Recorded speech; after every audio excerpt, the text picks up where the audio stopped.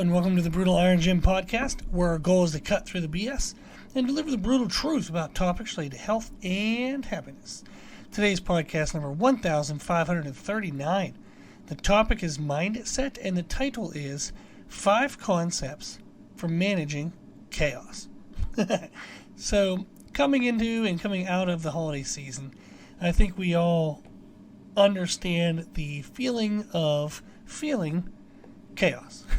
We experience chaos with change of schedule, family events, travel that you might be experiencing even right now, because still there's New Year's kind of events. There's just increased demands on time, on effort, on finances. Money can be very tight around this holiday because of gifts and whatnot. So there's a lot of happiness around this time of year, but there can also be a lot of stress as well. And how we manage that stress can be challenging, but there's actually some ways I want to share in which I use to manage stress. To give you an idea of what I've had going on this holiday season, most of my clients have an idea of it, but I wanted to share on a podcast. The week of December 12th, unfortunately, I experienced bank fraud on my business accounts. So big fat screw you to the person who did that. That was a pain in the butt. So that week involved over 10 hours spent at 2 different banks, and I spent over 12 hours on hold for phone calls. Absolutely ridiculous. At one point, one day I took in my battery pack generator that I typically use when I travel and still when I do podcasts and use my computer and whatnot, whether I'm in my car or wherever I'm at. So I have a battery pack generator. I took that into the bank one day because I was on hold for 90 minutes and my phone was about to die. So I'm walking into the bank, face mask, holding a battery charger. I mean, I'm surprised I didn't think I was trying to blow up the place. But that was fun. So that week had 22 hours, there was actually more, of added work on top of my normal workload, which was actually happening in a shortened week because I traveled that weekend to help a client. Now, I helped a client for a powerlifting competition, and it was indescribably awesome.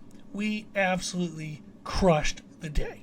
He accomplished 2 goals that less than 1% of competitive powerlifters achieve. He earned an international elite title, and he earned over a 500-pound DOTS score. If you don't know what those are, they're freaking amazing. So the trip was wonderful. He's actually a really good friend as well. I've known him for a long time. He was actually my mom's daycare, so I knew him when he was 5, 6, 7, 8 years old, and then we've been working together for training-wise since 2017, so it's been a good 5 years, and it's just been awesome. At the beginning of it, he was thinking about maybe having to give up powerlifting because he was having a lot of hip problems, and here we are now, pain-free. He went through this meet. It was the least amount of discomfort he had ever felt. There was no pain after the meet. He was muscularly sore, but no pain whatsoever. Hit almost a 10 times body weight total. Elite, international elite total, 500 plus dots. I mean, it was just awesome. So I loved it. So although it was added stress, it was 100% worth it, Jared. And I want to thank you very much for trusting in me to be part of your story and part of your life. I really do appreciate it, and we had such an awesome time. Then on the way back from that trip, my wife and I had car trouble, which caused me to miss a night of work. I had planned on being able to work Sunday night, but that didn't work. I didn't get into the house till 2:30 in the morning and doing odds and ends. And then 2 days into the week of the 19th, I had medication issues resulting in full-body cramps and convulsions, which lasted an entire night, several hours, and that was not fun at all. That absolutely destroyed me, energy-wise and nervous system-wise, so I slept 20 hours across 2 different days and missed even more work time. Then, over the Christmas weekend, we spent time with family Friday night, Saturday night, and Sunday for Christmas, which was great. However, I missed even more time catching up on things. And then Sunday night, unfortunately, on Christmas, my cat Freddie passed away, which is a super bummer. Freddie and I were very, very close. When I first ever experienced anxiety attacks in my life, Freddie was therapy for me. I would sit with him and pet him, and he was a very calming presence, and I just kind of had a lot of introspective time to think, and I learned a lot by just sitting with Freddie, and it built a really close bond between us. So when he passed away, and finding out that he passed away Christmas night, one of the things that was the hardest was, with all the chaos, I hadn't spent as much time with him as I normally would like to. So I had actually organized my schedule and planned it all to where I had 2 hours to where I could just sit with Freddie and pet him and cuddle and snuggle with him, with family. But unfortunately, he passed away before that time came. So really, really, really bummed that I missed that time with him. And just overall, the past 2 weeks have been absolutely chaotic. And through it all, though, I haven't missed a podcast. It does mean, like some nights like tonight, I'm doing a podcast at 3:32 in the morning, but I haven't missed a podcast. I've upheld my relationship goals with my wife. She does not feel that she has been less attended to or less loved. And I did the time with the family. I even took extra time talking to my brother who lives up in Rochester, New York, and his wife, Mary. And it was nice. It was great. Other than the chaos, it was a good holiday season. And my clients have been just beyond words blessed to work with the quality of people and character of people that I get to work with. They've all been very understanding and supportive as I've struggled to catch up with programming and check-ins. And it has made me feel loved, and I honor their kindness shown towards me, and I'm going to double down on my efforts to do everything I best I can over these upcoming weeks. And I thought, there's a lot of chaos in life, whether it's around holidays or just other times in life. We all go through seasons of chaos. I wanted to share kind of the 5 things, and I'm sure there's different lists and whatnot, but these are 5 things I sat down and thought about today that help me when I'm going through times of chaos, such as these past 2 weeks, to manage not only being productive and progressive in my goals, but also manage my mental health. So that way I'm not, extremely flustered, overwhelmed, lashing out to people, and, internal horrible dialogue, hating everything, and just being miserable. I do a pretty good general job of staying happy and positive through chaos, but it did not come from just crap luck. It has been developed over the years. So I wanted to share 5 things that help me manage chaos, and these are things I share with my clients in different ways, and I just think they're helpful. So one is to have a people priority list. I have talked about this in past podcasts. Let me see if I can look up and see a good podcast that way. If you want to deep dive into this, you can look into it a little bit, with more content. So we have podcast 1023. It's a mindset podcast titled Stress Management, Options and Priorities. And you can find all of our podcasts on our website, www.brutalirongym.com. There's podcast 817, which is Task Management, Priority Ranking Methods, and podcast 480, which is a mindset podcast titled Benefits of Understanding Seasons and Priority Lists. So you can check out any of those. Podcast 1023 is the latest one, so that one's good to check out, but also 817 and 480. But having people priority lists is extremely, extremely helpful to lessen anxiety and lessen emotional and mental stress, and to ensure that you're developing and progressing to the life that you want. So everybody's list is going to look different. You have to find what works for you. My list is God is number 1. My wife is number 2. I'm a very close, like 2B. So I wouldn't count myself as 3. I kind of consider Meredith and I equal. However, I will sacrifice some things I need to every now and then to make sure she's doing well. But I'll also, if I need something, I'll ask her, and I'll take care of myself as well. So it's God number 1. Meredith and I kind of blended into number 2. My parents number 3. My brother's number 4. And then my clients are number 5 because they help. They trust me with a part of their life. I want to make sure I honor that and interact with them as much as I can. And they help support the amazing, wonderful life that I have. So I honor them, and I do consider each of my clients very important. I know everybody's name. I know things about them. And I consider them friends and people that, like I said, they're just, to have someone trust in you to help to manage their life is just a ridiculous honor and a huge blessing. So I make sure that I attend to them as best as I can, and then everyone else is after that. So God, Meredith, and myself, then my parents, and my brother, then my clients. And what I love about having a people priority list is you will run into conflicts in life. It happens damn near every day for me, to where there's going to be two things that seem to be that they both need done. However, they're going to conflict. There's going to be something that maybe is like would be best for me to do for Meredith, but then there's also something for my parents. Sorry, Mom and Dad. Meredith wins. We're married. We're supposed to, join ourselves as the one soul and all that stuff. So, if there's something like, for example, let's say I'm trying to leave the gym. Somebody walks in and they're like, "Oh man, I really love this place. It looks awesome. Would you give me a tour?" And I know in my mind I'm like, "Oh crap! I told Meredith I was going to meet her, or my parents I was going to meet them, and I'm on time to be there, but I don't have the time for the tour." Then I excuse myself from the tour and I keep moving, and hopefully that person who liked the gym would come back another day. Hopefully there's another way I can manage it. Maybe there's a trainer around or some member who has some time they can show them, but I already have my decision made. So a lot of times when we're confronted with a conflict between two things that seem important, it causes stress, it causes anxiety. Decide ahead of time. Decide ahead of time of what your order is for people priority lists, and then there's no stress. You already made your choice. So I already made my choice by setting up my priority list. When those moments come, I remind myself of my list, I move on with action, done. No stress.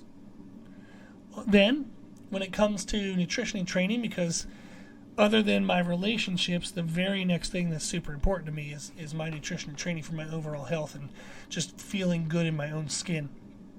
I know my minimums. I know what's the minimum thing I need to do to at least make some progress today. For nutrition, that's controlling my calories. Regardless of what the hell happened that day, I'm going to try to get within my proper calorie range. It doesn't matter what day I have to eat. When I have to eat, I'll just get within my calorie range. I very rarely, I can't even tell you the last day I've ever missed my calorie range. I never miss it. And it helps me mentally because I know I'm still progressing that day. No matter how shit the day was. If I hit my calorie target, I'm moving forward in some way, in something in my life. So I'm doing okay.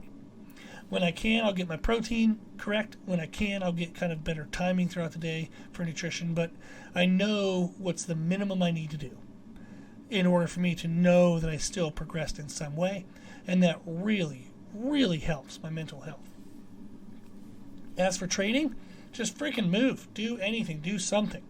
I've joked before that, like, outside of an appointment, one time Meredith had an appointment, I drove her to the appointment. I was standing outside the room for various reasons, we'll leave it at that.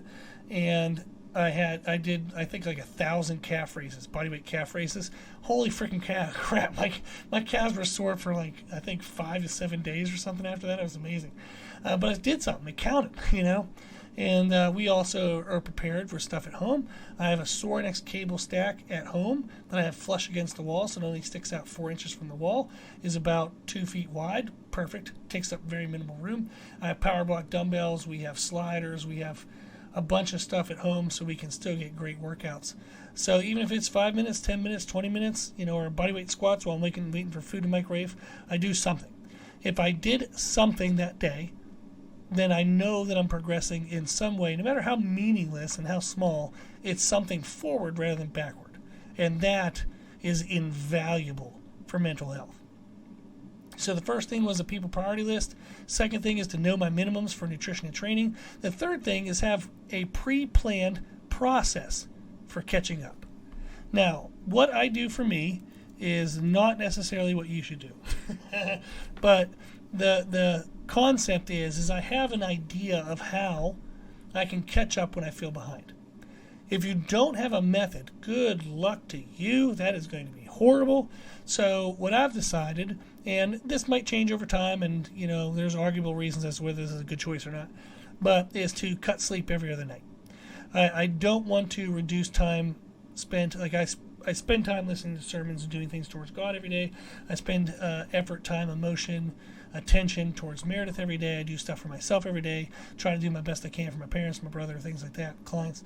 But one thing I can do is alternate sleep. Now, is this going to catch up to me in some time? Probably. I don't know. I don't know a single person who runs a successful business that doesn't have to make some small sacrifices from time to time.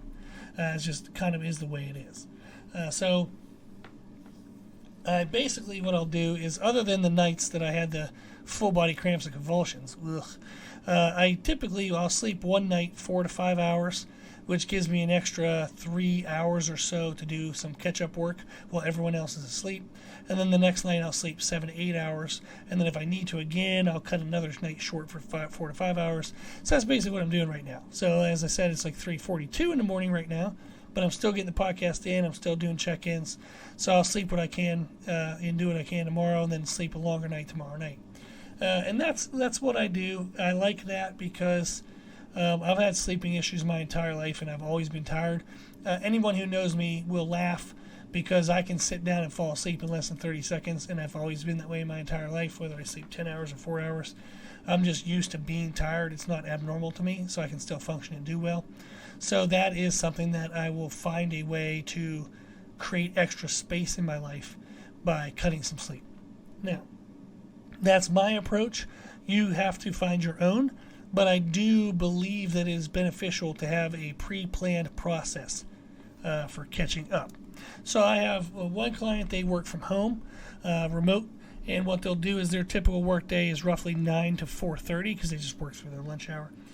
So 9 to 4:30, and they said they have kids and family and stuff, they said, if I need to, some days I'll start work at 8, and then if I need to, I'll extend it out to 5:30. I tell my kids, I tell my wife, that I'm going to have a little bit of a longer day, and they know that. So he finds his way to do that. Other parents I know, if their kids get up at 6:30, the parent is up at 4:30 doing stuff from 5 to 6:30 for themselves. Then they get the kids up to do all the things, and then around 9 or 10 at night, they lay back down to go to bed. So they might only get 6 hours of sleep, 6.5 hours of sleep or so, but if they sleep from 10 p.m. to 4:30 in the morning, they get a decent amount of time, an hour or so, before the rest of the world wakes up, where they can really get a lot of quality work done in that early morning. And they communicate to their family and say, hey, I need this time, so if you're up in this time, try not to, unless you're bleeding, unless something's, on fire, try to give me my space. And that leads into the fourth tip. The fourth concept for improving and managing chaos is communication. Explain to those who need your time and attention the place that you're at mentally and what you need from them in order to kind of compromise that time and attention, that you can still get what you need. And I'm very blessed, which I have great understanding people in my life, to where, if I need an hour to do some extra work, I'll communicate that to the people around me and say, hey, I need an hour where I'm kind of, not going to be super responsive. I got to kind of put my head down and kind of crush this. I have somebody waiting on some information. And they say, great, no worries. And then they'll go do something that, is beneficial for them, but doesn't require me. And that really helps communication-wise, is trusting into the people around you, trusting into your loved ones, that they will help, that they will kind of compromise demands, attention, things like that. So that way you can take care of yourself. So what I really focus on when I'm in those moments of communication is to ask for what I need while explaining what I can give. So not only am I asking what I need from them, I'm going to explain what I can give to them. So for example, I'll say, hey, I need the next 2 hours. I got to crush a program and then do a podcast. So I'm kind of going to be MIA for 2 hours. But later tonight, if you want, let's go for a walk. Let's watch some TV. I'll pull away from work and let's have some good quality, just full attention time. Let's go walk around Target. Let's go have fun. Let's go do something. So I ask for what I want while explaining what I can give. And I believe that really helps the people I talk to, because they know that they're being cared for and attended to, but it's going to have to happen in a little bit of a different way than what we might normally do. And then the last thing that really helps me as well is to maintain a long-term vision. I want to act now in a way that will produce the future I want in a month, in 6 months, in a year. So there are things that seem very pressing right now, but they're not going to be that important in a year. And what I might have to give up in order to do that pressing thing, I might, if I mishandle that, not like where I am in a year from now. And that comes up in a lot of ways, but one of the ways is a people priority list. So if I forego something significant with my wife to take care of business, that's not going to lead to what I want in the remainder of my life. I want a wonderful, amazing, and full, loving commitment relationship with my wife. If the business has to take a hit for that, then so be it. I don't want that to happen, but I'm not going to choose my business over my wife. And I've had to make those decisions. And it's challenging. Oh man, is it challenging to stay acting in a way that you believe will lead to the future you want. It's very challenging. But when that future rolls around, in a month from now, 6 months from now, a year from now, when you still have great relationships, when you still have great finances, some things can catch up. Business can catch up. Finances can catch up. But relationships, man, you got to be careful on that. So there's a lot of attention I give to a long-term vision and say, okay, I have a lot of stress happening right now. I have a lot of things pulling at me. I have a lot of things that I could give time and attention to. But in 6 months from now, what will I have wished that I had done now? Can I catch up on some things but make sure I don't miss the big things? So those are 5 concepts that I have found that help my mental health when I am managing chaos. So as I said, the first one is a people priority list. Second is knowing my minimums for nutrition and training. The third is having a pre-planned process for catching up. The fourth is communication. And the fifth is long-term vision. So if through the holiday season, through any season, if you're struggling with chaos, I hope that in some way these lessons, these concepts might help you.